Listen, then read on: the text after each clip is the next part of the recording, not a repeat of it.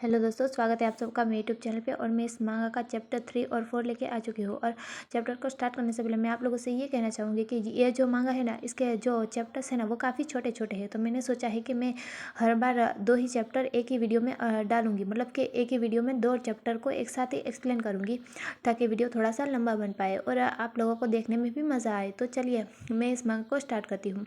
तो चैप्टर की शुरुआत वहीं से होती है, मतलब चैप्टर 3 की शुरुआत वहीं से होती है, जहाँ पे हम देखते हैं कि जो वो लड़का होता है ना, वो आंसू बहा रहा होता है, वो रो रहा होता है और वो कहता है कि मैं अभी मरना नहीं चाहता, मुझे मत मारो, मैं मरना नहीं चाहता। और वो ऐसे ही रो रहा होता है और उसकी आंखों से आंसू गिर रहे होते हैं। तभी हम उस इंसान को यानी कि म्यूचैन को देखते हैं। जो म्यूचैन होता है ना, वो उस लड़के की तरफ देखते हुए उसकी नज़र जाती है कि उस लड़के के पीठ पे ऊपर कुछ तो है, मतलब कि कुछ अज अलग है। इसलिए वो जो म्यूचैन होता है ना, वो उस लड़के को पकड़ लेता है और उसे मोड़ता है और कहता है कि रुको और मुड़ो। और ऐसा कहते हुए म्यूचैन उस लड़के को मोड़ देता है और उसके जो पीछे के कपड़े होते हैं ना, उसे खींच लेता है, यानी कि फाड़ देता है और उस लड़के को नीचे गिरा देता है। और वो जब देखता है तो वो देख के शॉक हो जाता है, मतलब कि एकदम शॉक होता है और वो बड़े ही ध्यान से देख रहा होता है। और हमें दिखाया जाता है कि उस लड़के के पीछे ना एक चित्र दुरा गुदा हुआ होता है, मतलब कि एक टैटू जैसा कुछ होता है, जो कि एक स्काईलिंग होता है। इसलिए जो म्यूचन होता है ना, वो अपने मन में सोचता है कि एक स्काईलिंग, लेकिन क्या वो एक गांव का लड़का नहीं है? तो उसके पीठ के ऊपर ऐसा निशान क्या कर रहा है, मतलब कि ऐसा टैटू क्या कर रहा है? और जो म्यूजियन होता है वो गुस्से से उस लड़के की तरफ देख रहा होता है और उस लड़के से कहता है कि आखिरकार तुम हो कौन, मतलब कि तुम्हारे पीठ पे ऊपर ये टैटू क्या कर रहा है और आखिर तुम हो कौन? तभी जो हम उस लड़के को देखते हैं, जो लड़का होता है ना, वो बहुत ही ज़्यादा घबराया हुआ होता है और वो रो रहा होता है और वो म्यूजियन की तरफ देखते हुए कहता है कि मैं सिर्फ एक डॉक्टर हूँ और मैं पहाड़ के नीचे जो गांव है मैं वहीं पे रहता हूँ और मैं यहाँ पर जड़ी बूटियाँ इकट्ठा करने के लिए आया था, मतलब कि मैं जड़ी बूटियों को ढूंढ रहा था और उन्हें इकट्ठा करने के लिए आया था। और ऐसा कहते हुए वो लड़का रो रहा होता है।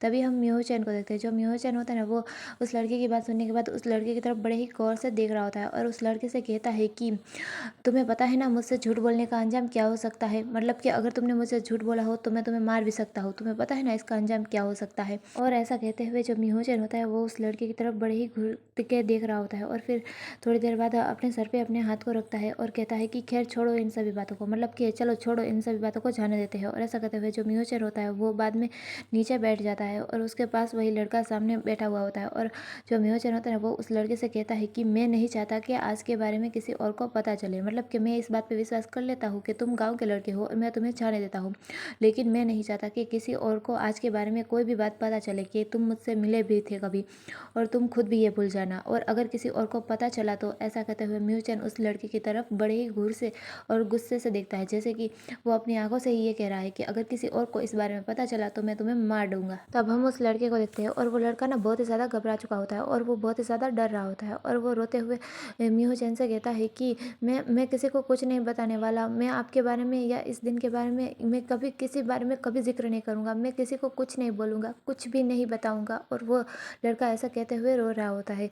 तभी हम म्यूचन को देखते हैं। जो म्यूचन होता है ना, उसे तो उस लड़के के रोना की आवाज़ सुन के उसे ना बहुत ही ज़्यादा इरिटेशन हो रही होती है और म्यूचन उस लड़के की तरफ देखते हुए कहता है कि रोना बंद करो, लेकिन वो लड़का रोना बंद ही नहीं करता और उसकी आंखों से तो आंसू झरझर गिर ही रहे होते हैं। इसलिए जो म्यूचन होता है ना, उसे गुस्सा आता है और वो जल्दी से अपनी तलवार को उठाता है और उस लड़के के गर्दन के पास रखता है। तब जो लड़का होता है ना, वो बहुत ही ज़्यादा घबरा जाता है, मतलब कि बहुत ही ज़्यादा डर जाता है। और जो म्यूचन होता है ना, वो उस तलवार को उस लड़के की गर्दन पे रखते हुए कहता है कि रोना बंद करो, अगर तुमने रोना बंद नहीं किया तो मैं तुम्हें अभी मार दूंगा, मतलब कि मैं तुम्हें यहाँ से जाने देने वाला था, लेकिन अगर तुमने रोना बंद नहीं किया तो मैं तुम्हें अभी मार दूंगा। और म्यूचन ऐसा कहते हुए उस लड़के की तरफ गुस्से से देख रहा होता है और बाद में उस तलवार को ले लेता है। तभी हम उस लड़के को देखते हैं। जो लड़का होता है ना, वो तो बहुत ही ज़्यादा घबरा जाता है, मतलब कि डर जाता है और वो चुपचाप ऐसे ही म्यूचन की तरफ देख रहा होता है, मतलब कि क्या कहा उन्होंने कि रोना बंद करो। इसलिए जो लड़का होता है ना, वो जल्दी से अपने मुंह पे अपने एक हाथ को रख देता है, लेकिन वो रोना बंद नहीं करता, मतलब कि उसकी आंखों से झरझर आंसू भी गिर रहे हैं और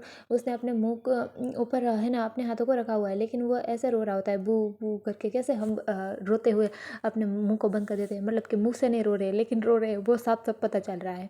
तो जो म्यूचन होता है ना, उसे भी ये साफ साफ पता चल रहा होता है कि उसने सिर्फ अपने मुंह को ही बंद किया है, रोना बंद नहीं किया है। इसलिए उसे ना बहुत ज़्यादा इरिटेट होता है, मतलब कि उसे थोड़ा सा गुस्सा आता है और वो इरिटेट हो रहा होता है। और फिर जो म्यूचन होता है ना, वो दूसरी तरफ जाता है, मतलब कि घूम जाता है और उस लड़के से कहता है कि एक आदमी होके मतलब कि एक मर्द होके ऐसे डरपोकों की तरह रो रहे हो, कितनी शर्मनाक बात है। मतलब कि ये कितनी शर्मनाक भरी बात है कि तुम एक आदमी होने के बावजूद रो रहे हो।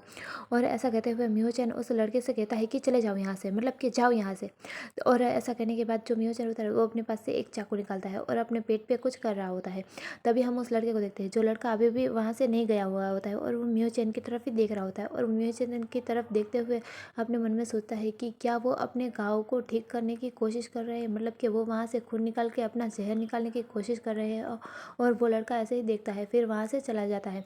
और हम मियोचन को देखते हैं, जो मियोचन होता है ना वो अपने उसी जख्म पे एक चाकू लिया हुआ था ना, उससे वो गंदा खून निकालने की कोशिश कर रहा होता है। और अपने मन में सोच रहा होता है कि जब तक जहर का असर कम नहीं होता मुझे संक्रमित खून से छुटकारा पाना ही होगा। और ऐसा कहते हुए जो मियोजन होता है उसके घाव को से गंदे खून को, यानी जहर वाला जो खून होता है ना, उस गंदे खून को निकालने की कोशिश कर रहा होता है। और उसे थोड़ा दर्द होता है और वो थोड़ा सा सरसराता है, पर वो उस खून को निकालने की पूरी कोशिश करता है, मतलब कि उस खून को निकाल रहा होता है। और 15 मिनट बीत जाते हैं और जो मियोजन होता है ना वो अभी भी गंदे खून को निकाल रहा होता है।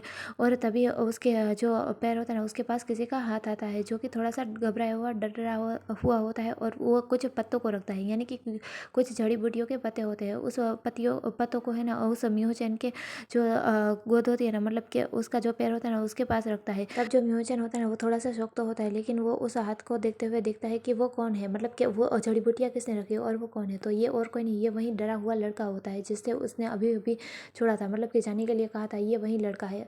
तो वो लड़का जो है ना वो 15 मिनट के बाद जड़ी बूटियों को ढूंढ के वापस आया होता है और वो जड़ी बूटियों को मियोचन को दे रहा होता है। और मियोचन से कहता है कि अगर आप बुरा न माने तो आप इस जड़ी बूटियों का उपयोग कर सकते हैं, मतलब कि अगर आप अपने घाव का इलाज करना चाहते हैं तो आप इस जड़ी बूटियों का उपयोग कर सकते हैं। और वो ऐसा कहते हुए लड़का उस जड़ी बूटियों को मियोचन को देता है। तब जो मियोचन होता है ना उस लड़के की तरफ देख रहा होता है और तभी मियोचन को उस लड़के में डरा हुआ खरगोश नजर आता है, मतलब कि वो एक खरगोश की तरह देख रहा होता है मियोचन की तरफ, जो कि डरा हुआ सहमा हुआ है, लेकिन वो दूसरों की फिक्र करना जानता है। और ऐसा ही डरा हुआ खरगोश की तरह वो लड़का मियोचन की तरफ देख रहा होता है। तब जो मियोचन होता है ना वो उस लड़के की तरफ देखते हुए कहता है कि, मतलब कि उस लड़के से कहता है कि यहाँ पे आओ। तब जो लड़का होता है ना वो अपने आंखों से आंसू को पोंछ रहा होता है और वो ये बात सुनने के बाद थोड़ा सा शौक होता है, मतलब कि हाँ।